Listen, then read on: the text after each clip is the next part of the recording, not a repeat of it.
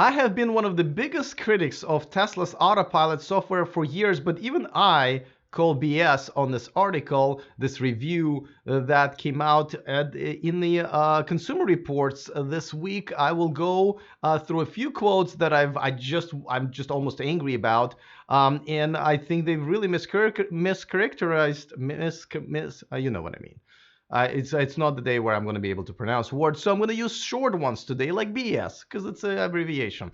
So let's talk about it right now. Taking over the world, electrifying the world, E4 in a trend. Welcome to E4 Electric, your number one source of unbiased electric car news, where I'm still learning how to pronounce long words. But you know what? Let me give a quick shout out to one of my newer Patreons, Samuel. Thank you so much for becoming a Patreon. How you can support this independent channel, and the only way how you can watch me live. So thank you for doing that. All right, so let's talk about what's happening here. Now, the article that I'm talking about is came out this week in the Consumer Reports, and here it is. Basically, Tesla Navigator and Autopilot requires significant driver intervention. I'm not really sure, first of all, if intervention is the right word, because you don't, I mean, they're claiming that you have to consistently intervene, but what they're describing later in their article is really not that. And it's just the way the article is even written. It just gives you a sense that they just, from the very beginning, wanted to nail this. And I've talked to, first of all, I've experienced it myself, the Navigator on Autopilot.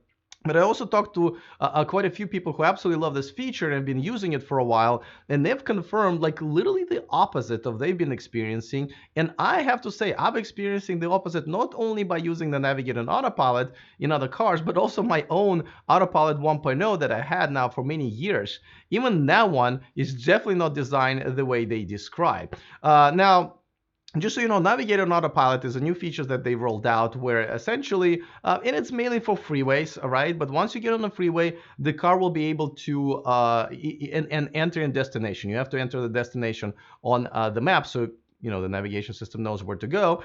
It will actually start changing lanes and sometimes avoid slower traffic and make sure basically you're sticking to one lane if you can, but you're going as fast as you can within obviously the set speed limit if you choose to. Of course, the speed limit is really kind of the speed is up to you essentially. And it is the feature that was, pretty much, I don't want to say full self-driving, but very close to it as far as just sticking to the freeway driving. Of course, Tesla still has this whole, keep your eyes on the road and hands on the wheel, which for me makes it completely useless. If I'm going to pay for a feature and use a feature that's driving me, I want to make sure that I can do other things. Otherwise, well, I would be just bored. If someone's driving, it's literally someone's like having their hands on my hands and doing this, and then me still having to keep my eyes on the road. That feature would only be worth it to me if it would be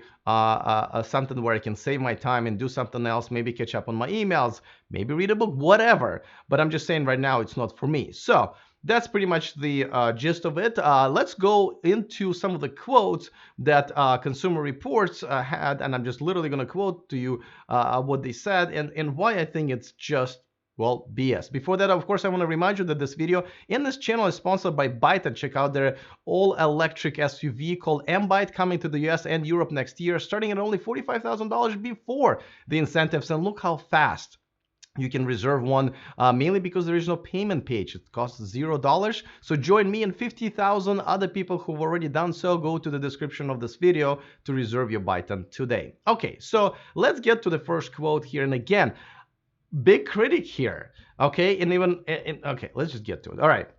So they're saying in practice, we found that Navigator and Autopilot lagged far behind in human driver skill set. The feature cut off cars without leaving enough space and even passed other cars in ways that violate state laws. Okay. Let me get my shovel. First of all, let's just start with the end. Pass the cars when it violates state law. So they later on they say it in the Connecticut and maybe a few other states, it's illegal to pass cars on your right, which I understand. However, it's your choice if you want to engage a feature in your car. For example, in any car, Tesla or other, you can set a cruise control to 80 miles an hour, which is illegal in any state, right? But you don't complain that, oh, this feature violates state laws. It does if you set it to, or if you choose to use it. Now, if you ask me, if a cop sees you passing a car on the right that's going very slowly, just so you can actually go with traffic, it will be that slow car that's slowing everybody down and making everybody pass it that will get a ticket. And I think overall, I will take safety over, possibly getting a ticket. I'd rather get home safe, but maybe risk getting a ticket, which, by the way, I don't know anybody who's ever gotten a ticket for passing the car on your right. But making the statement that violates state laws and yeah, but if the car's going very slow and the autopilot decides that it needs to pass that car in order to change the lane and be able to go with a flow of traffic, which is much safer, as we all know, then I'm okay with it. And if you are not, you, the writer of the article, then don't use it. It's an optional feature. So I didn't like that already. Okay, so it also said it was lag behind human driver skill set. Yeah, that's not what statistics show in general. Looks like 40,000 humans in the United States die in car crashes all the time, and many, many, many more get injured. So we're not really good at this thing. And Autopilot doesn't need to be checking voice messages or fighting with his wife, and it definitely has the eyes on the back of its head. So it's much better than us on just basic setup. How now it's not perfect. Don't get me wrong. There's a video out there where it's trying to change the lane into upcoming traffic. So there's definitely some bugs, and I always I always say that Tesla is really rushing these features, and sometimes they do misbehave and do result in death. But if there's less death on autopilot than the same amount of miles not using autopilot, well, then autopilot is still better, right? Better is good. Anyway, so now what? Let's say the navigating autopilot lagged far behind a human. I don't know what that means. Cutting people off. That's cutting a person off is just such a vague, sort of a vague concept that I'd like to know, what do they mean? What was the speed of the Navigator and Autopilot car, and what was the speed of the car that you were cutting off, right? Without that information, you kind of making us rely on whatever your vision of driving is. And for all I know, you could be a 90-year-old man driving a Prius, and in that case, no thank you. So give me some facts. Don't just give me a conclusion right away. And I didn't find that, or maybe video. You guys can post videos on your website as evidence of what you're reporting on. So both of those things is just BS. All right, let's move on to the next one. It says it doesn't appear to react to brake lights or turn signals. It can't anticipate what other drivers will do, and as a result, you can consistently have to be on one step ahead of it. Okay, first of all, brake lights are for humans. The autopilot doesn't really need to see the brake lights. I know it does. By the way, I don't buy the fact that it doesn't, but it does not need that. All it needs to care about is how the traffic is slowing down ahead of it. Brake light could be, oh my God, it's braking right now, it's just about to crash, or I am just slowly being cautious and putting my foot on the brake, or it could be another Tesla using regen and just slowing down, right? So the brake lights are very, very general term.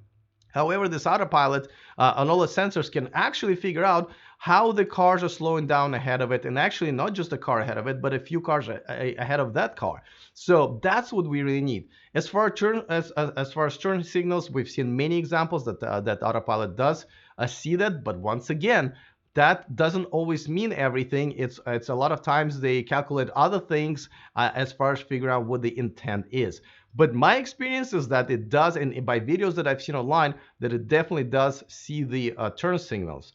And they say you can. Report says you can consistently have to be one step ahead of it.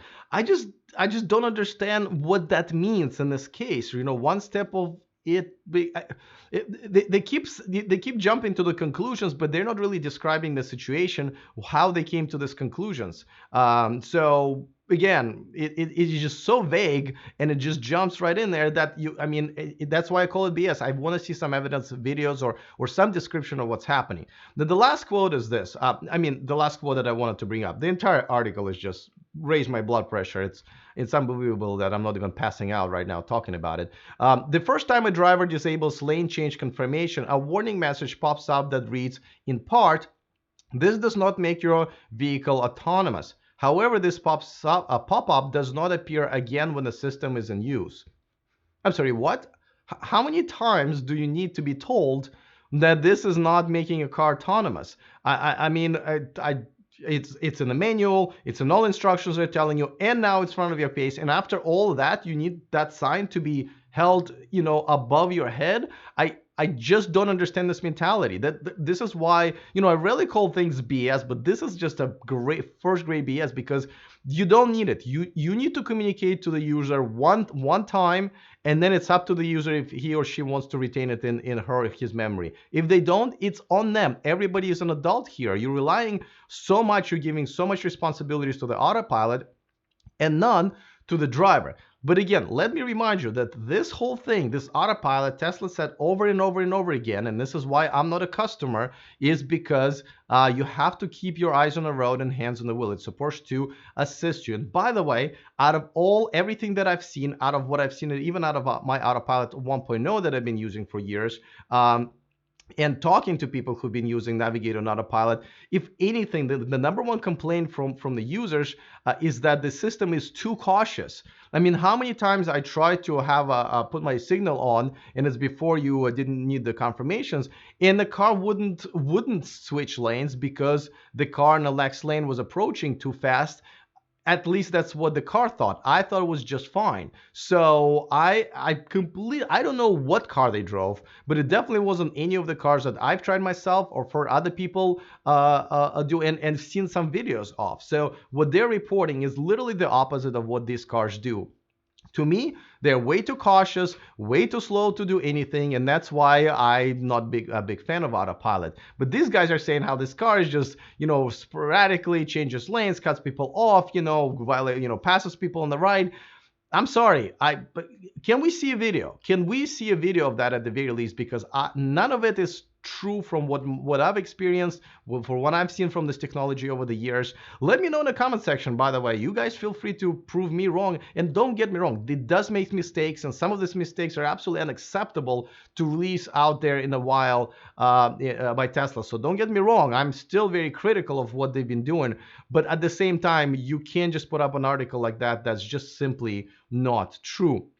For some bonus material, don't forget to subscribe to our VIP list, where we do a bonus article every week that's just as cool. It's just we can fit all of these cool stories that are coming out about electric cars in even 15 videos that I do a week. But we also feature Deal of the Month now, and this month we're featuring one of the best-selling items on Avanex. This is called Lighted Tea. As you can see, it lights up on the back of your Model 3. And they're on sale right now, already at $50 off over there, their store. But if you subscribe to our newsletter, we'll send you a discount code for an extra $50, so total $100 off right now. So just that reason, subscribe to our newsletter. Of course, I mentioned Patreon if you want to support my channel at patreon.com/E4Electric. On Instagram, I do also E4Electric on all social media, but Instagram I do a lot of stories and behind the scenes stuff. So I hope to see you at one of those, but definitely E4Electric.com/VIP is the place to be to subscribe